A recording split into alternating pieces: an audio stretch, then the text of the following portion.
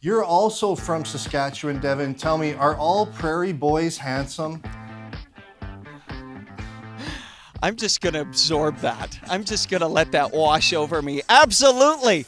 Hello and welcome to Hot Takes. I'm Brian Hnatiw, coming to you from CBC's digital studio in Toronto. And today I'm joined here with Devin Heroux. Devin, thank you for joining us.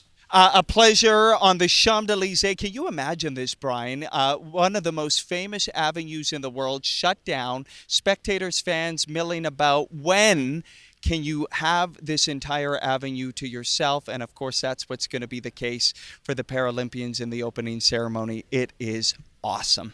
Now, Devin, you are boots on the ground in Paris.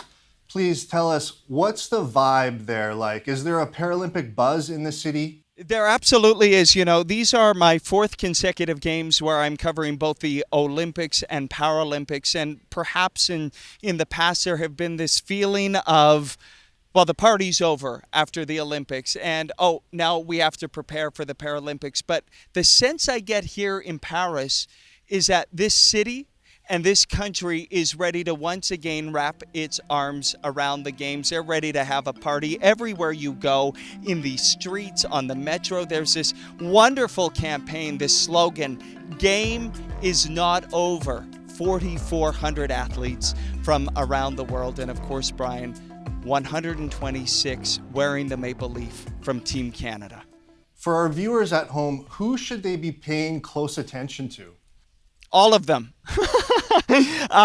But listen, you know, there are so many wonderful stories, Brian, and I've had the real pleasure and honor of covering so many of our Canadian Paralympians.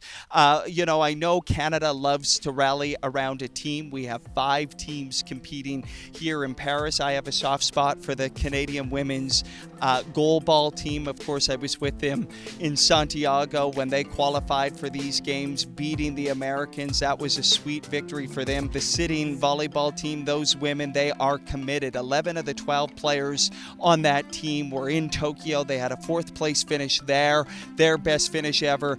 They tasted it, Brian. They tasted what it's like to be in a medal game.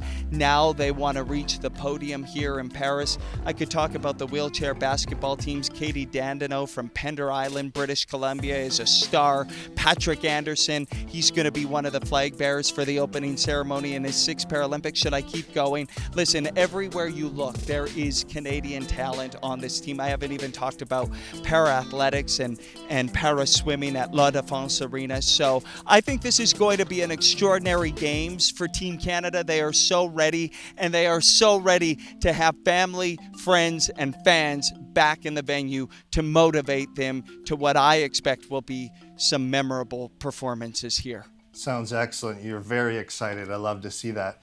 Now, this year, we have Jacob Wasserman competing in the games this year in a rowing event. You're also from Saskatchewan, Devin. Tell me, are all prairie boys handsome? I'm just going to absorb that. I'm just going to let that wash over me. Absolutely. We make them better in Saskatchewan. I've always said, Brian, all great things go through Saskatchewan. Listen, the story of Jacob Wasserman is an extraordinary story. Of course, he was a member of that Humboldt Broncos team that was in that tragic bus crash, and so many young lives shattered on that day. And for Jacob Wasserman, of course, he was a starting goaltender. He had grown up. He was imagining one day hoisting the Stanley Cup, playing for Team Canada, perhaps at an Olympics, and everything changed on that day. But here's the thing about Jacob Wasserman and so many of our Paralympians, is that they have reimagined the story of their lives, of what athletic success in their lives was going to be looking like. It's all about the pivot. And that's exactly what Jacob Wasserman has been able to do. He took up so many other sports in the wake of his crash and his injury, and he found para-rowing about a year and a half ago on the South Saskatchewan River in my hometown of Saskatoon. And I know a short time ago here in Paris, he was presented the maple leafs to put on his oars, to put on those paddles. That is only given to people who compete at World Championships, Olympics, and Paralympics. Jacob Wasserman is draped in the maple leaf. I get emotional talking about it.